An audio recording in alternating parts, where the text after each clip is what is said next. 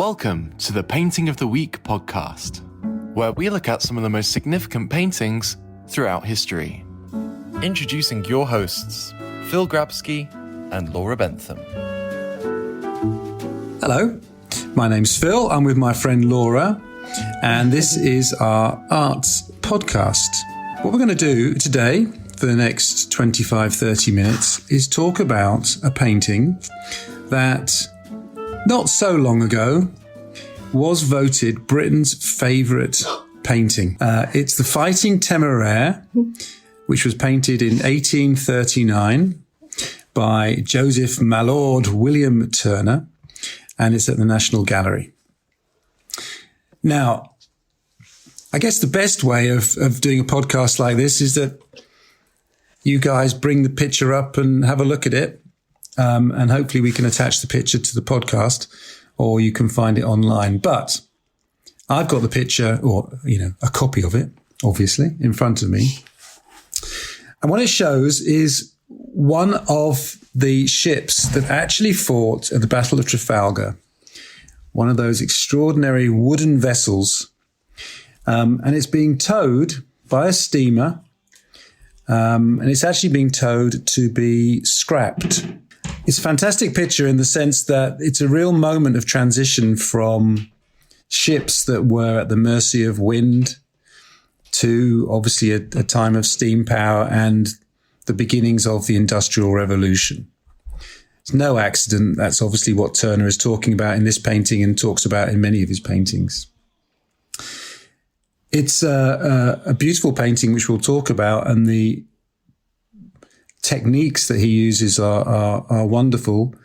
The subject matter is fascinating. That transition from wind to steam, that sense of, Turner is only painting this 24 years after the Battle of Trafalgar. And the Temeraire was a pretty key vessel in that battle, which we can talk about. But it's also interesting that it's Britain's favourite, or was once voted Britain's favourite painting. And sometimes you do wonder, you wonder about the veracity of polls like that. But you also wonder, what is it about this painting that makes people so attracted to it? So, Laura, now I know you've been to the National Gallery many times. I have. We're both based in Brighton, by the way. So for us to go to London, it's relatively easy when the trains are working. And right now it's really easy because the trains are working and there's nobody on them because of COVID. But for us, it takes about an hour and a half to get to the National Gallery. And I know that Laura pops up there to wander around. But I'm not sure that you knew too much about this painting. Is that right? Okay, I literally know nothing about this painting, or did know nothing about this painting. Perfect. You said to me on Tuesday, I don't know if you want me to say, Laura, we're going to talk about Turner. And you said it quite quickly, the fighting, and I didn't catch the last word, so I wrote down tangerine because I was too nervous to look too stupid. And then I came away and looked it up and had to spend the rest of this week trying to find a painting called The Fighting Tangerine by Turner. Now I know it's voted Britain's best painting, which you just, I feel even more daft. And Britain's favourite fruit. I don't really know what to say. That's except perfect. The fact that when I did find the painting, The Fighting Temeraire, which I've actually had to equally learn how to pronounce, and have said it 7 times, because apparently if you say something 7 times, it sticks into your head. So I said it a lot more than that, obviously. I thought it was magical, and I loved it. And it is honestly the first time I've ever really looked at it. So. Well, point number 1. So I've been making arts films now for getting on for 25 years, and the absolute primary first thing is to never be ashamed to say what you don't understand. I think there is a bit of an issue with art that people think, I'm not sure I understand this, therefore I'm going to stay quiet. And I think there are people who write about art, or curators, or art historians, or TV art presenters who will sometimes try to put across the sense of they have somehow got the clues and the keys to understanding art, and it's a higher level of understanding that we ordinary mortals don't have. Well, that's 100% for sure. I would never have got involved with anything like this if it hadn't been for you the other day, which was really lovely. So number one thing is that is completely contrary to what these artists are trying to do. Yeah. They're trying to communicate with as many people as they possibly can. And many of them would be horrified by the sense that there is a kind of a coterie. I'm exaggerating a bit now, but there's a coterie. In fact, somebody the other day was talking about the high table of people trying to say, actually, you know what? Art is really something that's so complex and really only we can understand it. And you guys are better off watching soaps on television. Complete nonsense. Turner would have wanted this painting to have been seen and understood by as many people as possible. That said, always one of the key questions to ask about a painting is who commissioned it and where was it intended to be shown? Sometimes we talk about the effect a painting would have had on people, but in fact, if you look a bit more into the history of a painting, it may have been painted for a private collector who had no intention of showing it to anybody except his immediate friends and family. So do you not know who commissioned it then? I was hoping you wouldn't ask. Sorry, Phil. I was thinking, as I was saying that, I was thinking, Laura, don't ask, because I don't know. That's not a good start. I think with Turner, Turner was... if you have looked at the history of the Impressionists or French painting in the 19th century, there was something called the Salon. The Salon was it was an annual event, and it was held in a building initially in a building which no longer exists in Paris. But imagine something like a small crystal palace anyway, it was a big exhibition hall. And for all artists, most artists wanted to exhibit there. Okay. And the paintings would literally be hung next to each other from floor to ceiling, in alphabetical order, often. Occasionally, some would manage to get slightly better positions, i.e. on eye level. But there are plenty of stories of people like Manet getting their paintings accepted, for which they were very grateful, and then going to the exhibition hall and their paintings really high up, but it's over a doorway and it's in a corridor, and they'd be horrified. I guess the nearest equivalent for us would be the Royal Academy Summer Show, where they do a similar kind of thing.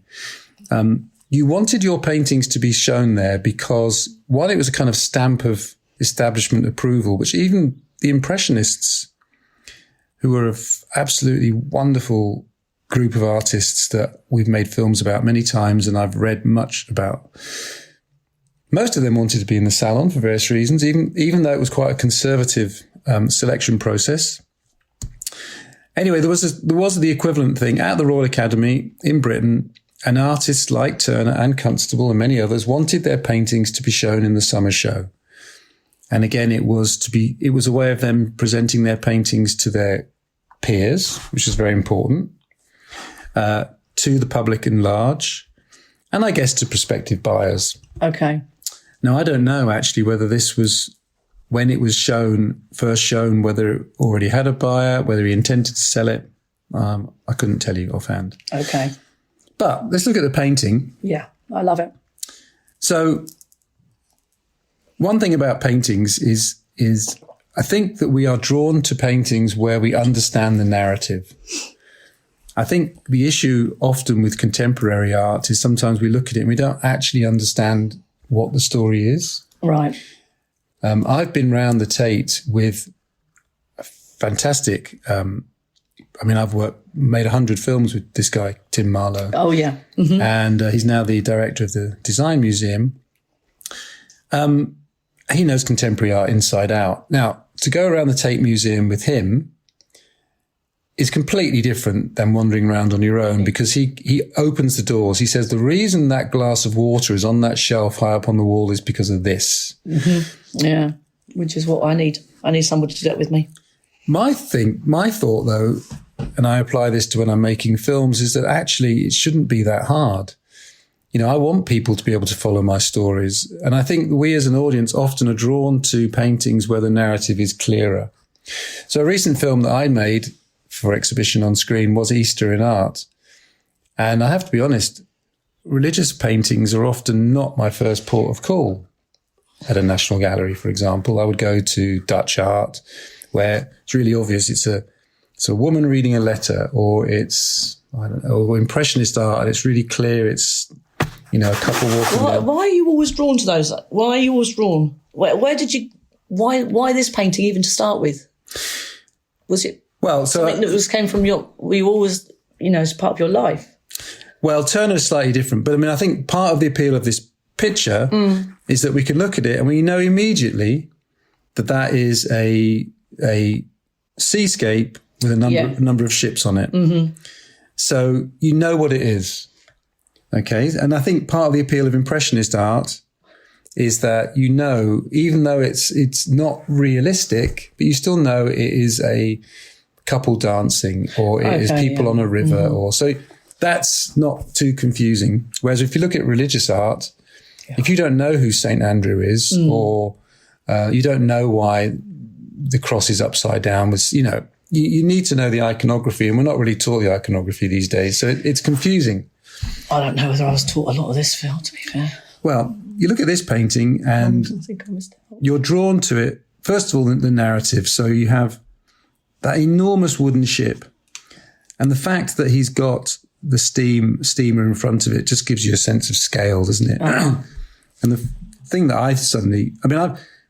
I've made 2 films. I made a series of films about Nelson, and I made a film about the Battle of Trafalgar. Okay. I absolutely loved doing the research for those films. Yeah. The history films I've made, I just couldn't stop reading, and absolutely Nelson and the Battle of Trafalgar and life on these wooden ships is so interesting. Right, okay. And, many of the terms we still have to this day. For example, the term 3 square meals a day? Yeah. You've heard the term? Have you ever thought to yourself, why? Yes. Oh, go on then. I have no idea.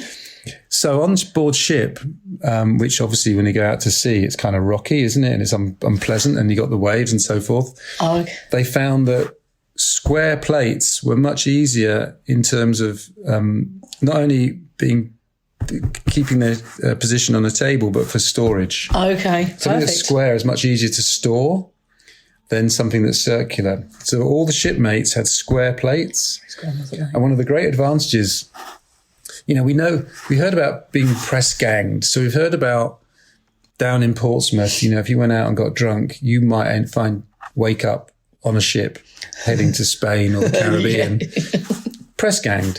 Yeah. But actually, a lot of people signed up. And the reason they signed up was that people were poor and people didn't have much to eat and didn't have a regular job. And actually in the Navy, one of the appeals was you were going to get 3 meals a day. Right, okay. But there's all sorts of cat of 9 tails. Letting the cat out of the bag, you know that phrase? Yes. So if you were caught doing something improper on board a ship, you were going to get whipped. And this it's called cat of 9 tails. And the 9 tails were basically ropes that were knotted. So 9 strands of rope, all little knots. And then you were beaten with that. Ooh. Which hurt. So that's known as letting the cat out of the bag. There's all sorts of phrases that come from. Going forever. And the whole tale I'm going off on a tangent here, but the whole tale of the Battle of Trafalgar was, for 18 months, Nelson is at sea stalking the Spanish fleet. Actually, it's combined Spanish-French fleet. And he crosses the Atlantic to the Caribbean. And he can't quite catch up with them, and they escape. And they go into port in Cadiz. And Nelson he's kind of at sea waiting for them to come out. And at some point, he thinks they have to come out. And the Spanish and French are a bit nervous about coming out, but in the end, they do. And Nelson then appears, and it's such a brilliant story. He comes out of this rising sun so that they're blinded by the light. They don't initially see his fleet coming. And Nelson knew this was going to be like a definitive naval battle to sort out or play its part in the Napoleonic Wars. Right. Normally, so if you look at this boat, look at this ship. Yeah. You look really carefully. You'll see what are known as portholes on the side of the ship. So if you look above the steamer, you've got the front of the ship. You'll see little black smudges. Yeah. Okay, they're portholes. So when they were opened, that's where the cannon would come out. So if you go down to Portsmouth now, the HMS Victory is still there. Yeah, and I've been there. Okay, so you've seen the cannons. They open these portholes and they push the cannons out. Now, the thing about a cannon is it can only fire one way. It can only fire the direction it's facing. So the traditional way that these ships would fight was they would line up side by side, and you would raise the portholes, and you would fire straight out the side. And basically, those cannon balls, when they hit, it was murderous. When they hit wood, Right, okay, yes. not only would they go flying through the ship, and anyone that was in the way would just be smashed to bits, decapitated, but also they would send splinters at a velocity that again would kill people. I mean, it was just dreadful. Yeah. But it's side on side. Now, Nelson, so the Victory is his flagship. So that's where he's watching what's going on. But the Temeraire was one of his main battleships. And what Nelson did, it wasn't the first time, he'd done it before, I think the Battle of Copenhagen. But what he did here, which was so kind of revolutionary and brave, was instead of lining up line by line and just getting into a cannon battle, he decides to go straight for them. So he sails in three separate columns. He sails straight for the French-Spanish fleet. Right. Now, what is the problem with that? Why is that so dangerous? Well, there's no cannons facing forwards, or maybe there's the odd couple of little ones. But basically, it's almost like you're running at somebody with a machine gun. Okay. You have no defense. And all the time that he's sailing straight, a bit like the painting, sailing straight for us, we are side on firing back. And that's the point in which the battle is won or lost. Either we as French and Spanish artillery can knock those ships out, knock the masts down, sink, actually hit them below the waterline so they list and sink. Or what's going to happen is that those ships are going to come alongside us, which is what happened. Yeah. At which point, when they're then alongside the front of our ship, we can't fire at them, but they can fire straight at us. And not only fire straight at us, they can actually board us. Okay. So they get so close to each other that they start jumping on. So when Nelson is actually killed, he's shot. He's still he's on his ship, and he's organizing things. He's sending these messages by flags. The famous, he raises the flag. England expects every man to do his duty. Oh, yeah, okay. Which is just told in a series of flags. That's how he communicates from ship to ship. But actually, he's shot by a French marksman who's up on the sails, shooting down, and a lucky shot gets Nelson in the chest. This ship plays a really major role, though, because it causes all sorts of damage. It gets right amongst the Franco-Spanish fleet, and it smashes them to bits. So people in Britain would have known it. It's called the Fighting Temeraire. I think the sailors themselves, I believe, knew it as the Saucy Temeraire for reasons I don't really understand. But It shows that they were very affectionate towards this ship. Yeah. But what are we, 34 years later, it's redundant. And it's being pulled off here to be, basically anything that's worthwhile within it is going to be taken away, like cabinets and things like that. The cannons might be taken away, reused, or melted down. And so even though it made such a big part of the battle, then it didn't get saved? Didn't get saved. So the only ship that was saved is the Victory. And the Victory down in Portsmouth, it's funny, isn't it? It's there's probably not an original piece of wood on that ship. It's constantly being, rebuilt and rebuilt, but it's the same. It's essentially the same ship, I suppose. So on the one hand, you've got a fantastic story here, which even, Turner was patriotic. Yes. British are very patriotic. We love our history of winning battles. And this was a great battle against the French and Spanish, and even in, the 1840s, but even continuously, constantly in looking back to our victorious past and our brave, courageous seamen. And so it's taken off to be scrapped. but then you start looking at the picture itself. So Such a lovely picture. So there's two things here. One is, what I love about when you start looking at paintings is how there's no accidents in paintings, in my opinion. Okay. And Turner and painters like him, and bear in mind, here's another interesting fact. So you have to look at the context. 1870, so 21 years after this, Franco-Prussian War. Prussia invades France and gets to Paris.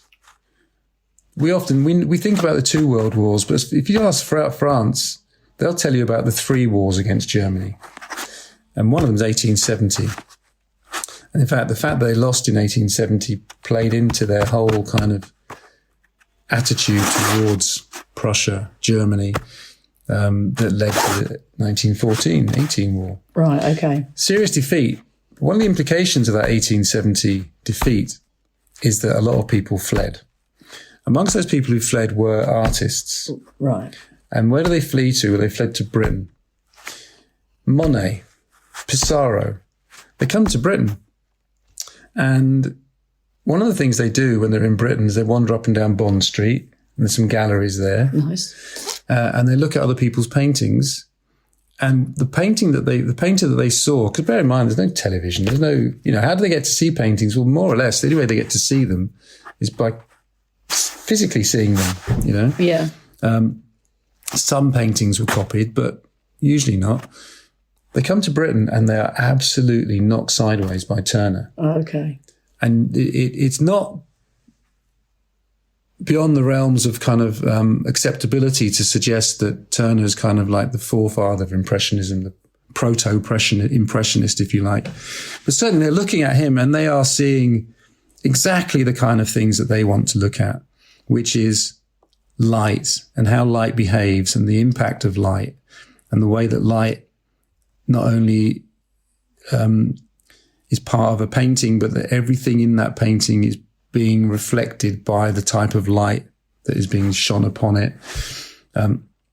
They loved, if you look at this painting, there are so many kind of small areas of light. You've got the moon, top left, if you look carefully, you've got the moon, which slightly unrealistically, if you look directly beneath it, is kind of like a shaft of moonlight, which you would never really get, but he's just playing with it. But then if you look down, follow that line all the way down, there's almost like some moonlight on the water down there, bottom left, near that piece of floating wood. You come across, you've got the sun. I think we can assume that this is a sunset. And again, you've got the reference there to the sunset of an old Britain. I guess it's a sunset rather than a sunrise. How would we tell? How would we know? I don't know. I don't know. I'm assuming because of the moon, maybe. Well, that could be either way. What about the white flag? Why is there a white flag? Why is there a white flag? Could that... Is that just because they are... Well, the ensign is would be white and red, wouldn't it? Good question, that. Have a look. But also just look at the structure of it. If you look at the structure of it, that's what I always find really interesting. So, because obviously Turner, like any painter, starts with a blank canvas. So he's got to think to himself, okay, blank canvas. So where am I going to put my horizon line? So what's that? That's about, what would you say, a third? It's not a half, it's not a quarter, is it? It's about a third, maybe it's a quarter of the way. Quite a low horizon, gives him a big sky. Yeah. One thing that's very important here is the kind of blue triangle. Okay. Now, you'll see this in Renaissance paintings. Leonardo is a great example. But there was this colour theory, this sense that you want your oranges and your reds to be in the foreground and your blues to be in the background. And that gives a real sense of depth. Monet, when he's planting Giverny, and I've made a couple of films about this now. For Monet, gardens were just as much an artwork as a painting. Yeah. And in the autumn, when he planted his flowers, which he'd collected, he'd ordered, he's thinking about the arrangement of colours. And often it'd be oranges and reds in the foreground and blues in the background. And that he felt would give a real depth. And so when spring came and these flowers started to flower and he could just walk straight out of his house and set up his easel, he'd have this kind of color coordination in front of him. If you were to take this painting, if you were to reverse this, which would be slightly odd and we would find it odd, but if you had blues in the front and oranges in the background, which I suppose can happen. Yeah. We see that on Brighton, don't we? Yes, sometimes. Always. It actually would feel odd. It would feel flat. It would feel inverted. So very deliberate here, this blue triangle, which basically starts, it's not inverted, is it? It starts more or less the same place, just above the waterline, and essentially goes up to the top.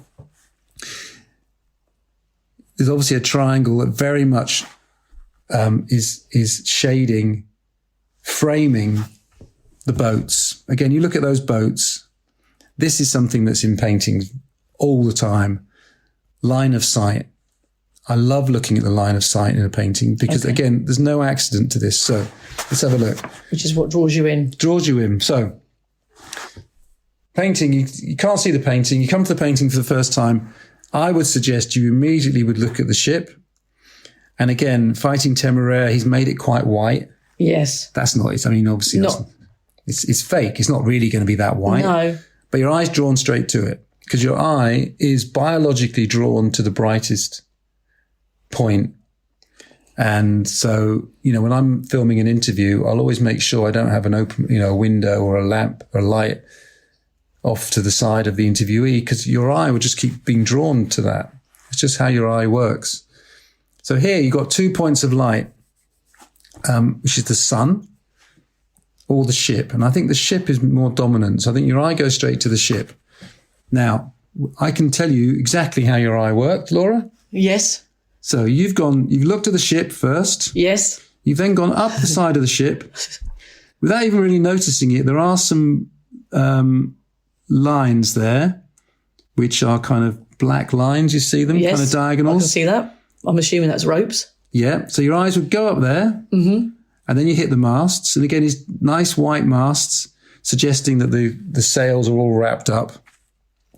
I would imagine the sails would have been taken down by this point. But anyway, again, your eyes are drawn to those white sails. You might go up the top of the mast, but you'll come straight back down again. And then look at that smoke. Yeah.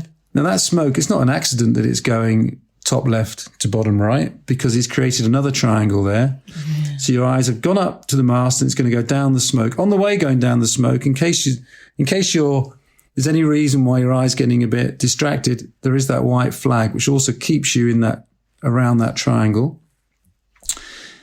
I mean, clearly that's not a flag of surrender. So maybe it's just because it was his last journey. Could be something like that. I mean, there'll be some naval, as you say, it might be, and in fact, what exactly, that flag is on the steamboat, which is obviously dragging the ship along. Anyway, you come down to the top of the black mast. Black mast has a little bit of white on it. Now, actually, that white on the front of the chimney makes absolutely no sense. No, because the sun and the moon are both behind it. But we don't question it. Then you've got another. Question Turner. Don't question Turner. But then you've got another boat to the side with a sail. I've always been slightly confused by that boat with the sail and the white sail because the steamer's probably going at some lick. Although he's maybe not. I mean, he is tugging quite a heavy weight. Either way, look at that sail. Look at the way that that's positioned. Again, it's the same triangle.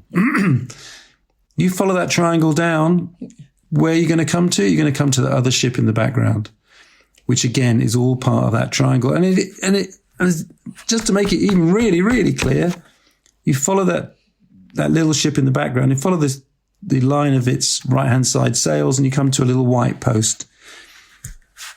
That little white post, it's just some post in the middle of the water. Yeah, okay. There's absolutely no reason to be there, except it's completing that triangle. Okay.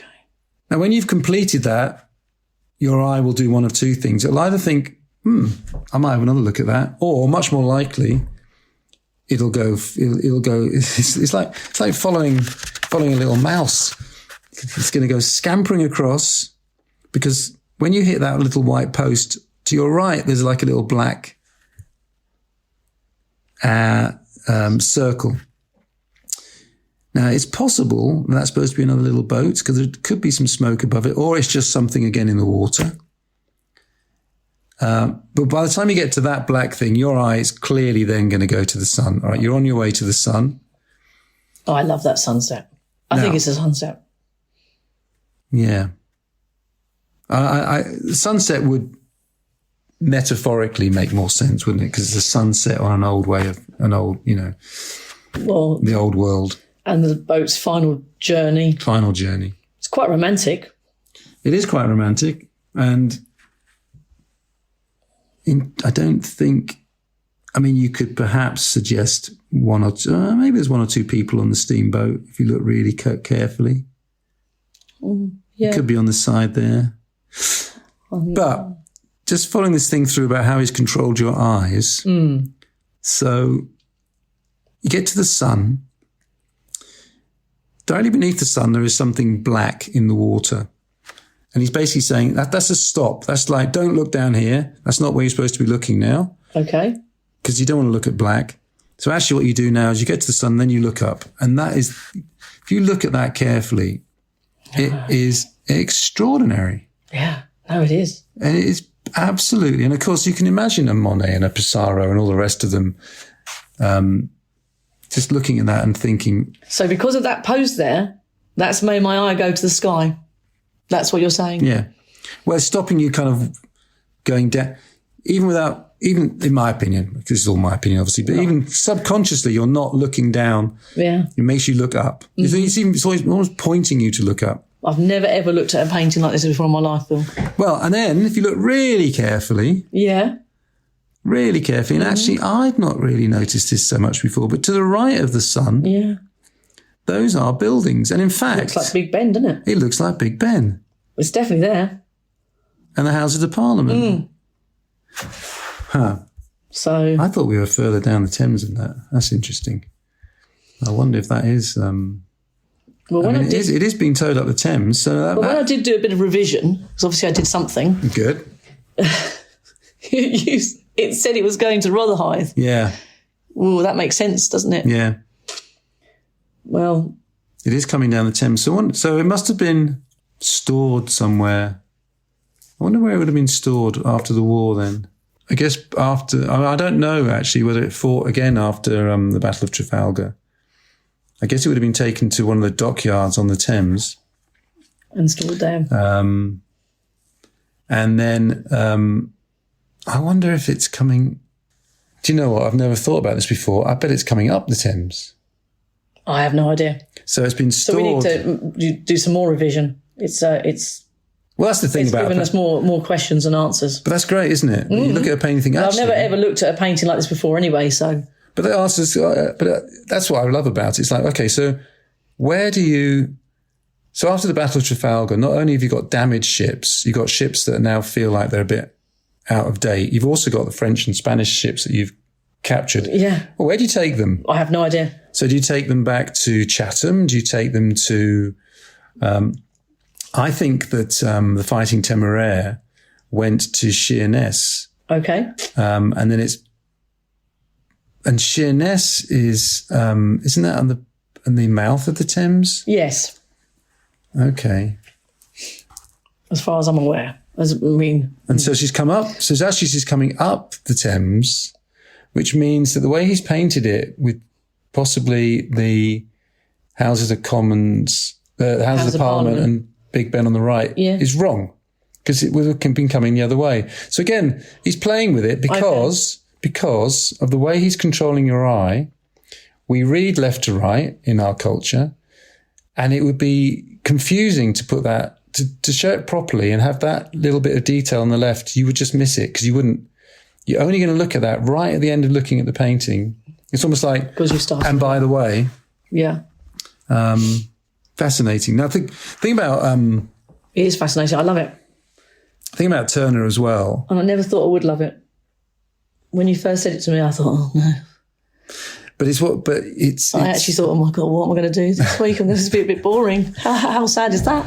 And now I can answer some questions on the chase, Phil. But also, isn't it a painting that you could just I love it. look at again? The colours are incredible. Yeah.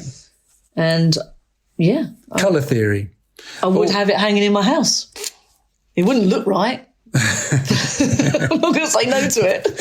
You'd have to take down all those pictures. It really wouldn't look right. Your kids did when they were 6. Exactly.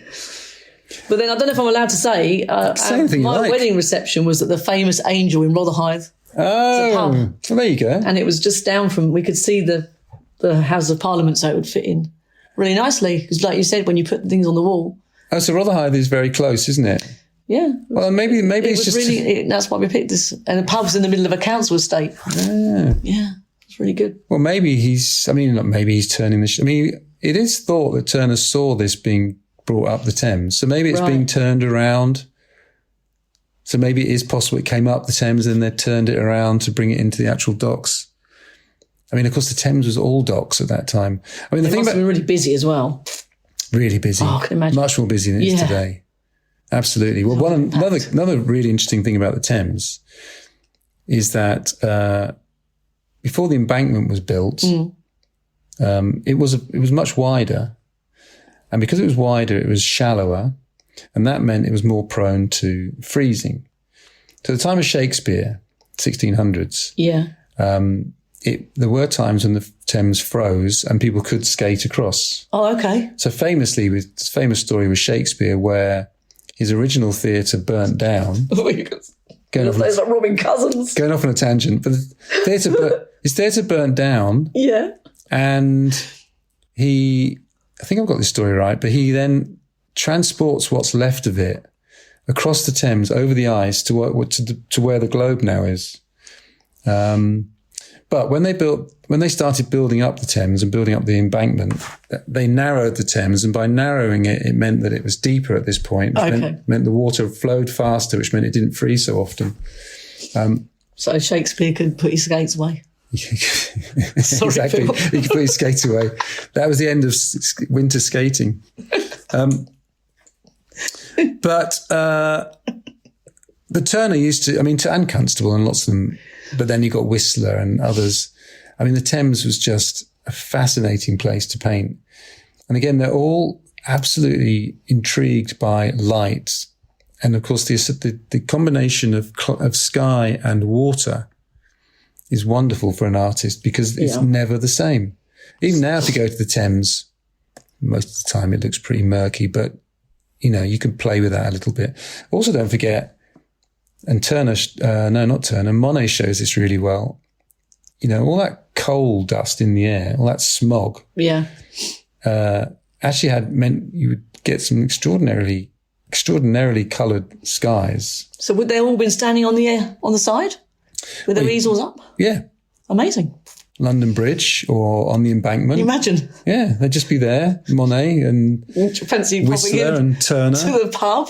Yeah, they'd go and have a pub. Oh, that'd be really good. And sometimes, a pint. Of course, sometimes, I don't know so much about Turner, but someone like Monet, there's many examples of this where he would have maybe 4 canvases next to each other on the go at the same time. Yeah, okay. Because you have to allow the paints to dry. But he's constantly trying to capture light. The light's constantly changing. So he's not just got one canvas on the go. He's got multiple canvases on the go. Fantastic. Don't know if there's any evidence of that with Turner, to be honest. I love that. Can you imagine just wandering along, seeing them all? I don't know how welcoming Turner would have been. Was he not known for being welcoming then? He was a tetchy character. Oh, I think we could have livened him up a bit. Got him straight into the famous Rotherhithe. Do you know the Angel? I suspect that's where we would have found him. I think it's where I think we should go back to. But you know what it is with these guys, and nothing's really changed, is I don't think that artists, and I include composers that I've made some films about, they're not after fame and fortune. What they want is to be respected. Mm. And I think you see this time and time again, see it with the Impressionists a lot. when they are refused by the Salon, or in Britain's case, say Turner or Constable, someone like that is refused by the Academy, or they're not given the respect, because they knew how good their paintings were. Right. And they weren't respected. That's what really bothered them. Okay. So it was the Salon was the thing. Salon was the thing. Look this up. Yeah. So a beautiful painting. Well, I'm supposed to be writing. honestly, thank you, Phil, because I'm supposed to be writing a painting of the week about it, but I don't know. I've got nothing else to say. I've got nothing else to say now. all I know is that I just loved it. And when you said last week, come on, we're going to talk about this painting, and I didn't know anything about it, I have to say I did feel a bit embarrassed. But you know me, Phil. And now I do know more. Now I can answer some questions about it on the chase. I don't think there's ever anything to be embarrassed about. I think it's really nice that that I can be educated on this. Because honestly, if you'd have said to me, Laura, anything about it, I would have thought, no, I'm keeping out of this one. I won't get involved in this conversation because I don't know anything about it. But now I do. And it's really lovely. Thank you for listening to the Painting of the Week podcast. For more information, please visit our website at seventh-art.com or contact us by emailing info@seventh-art.com. See you next time.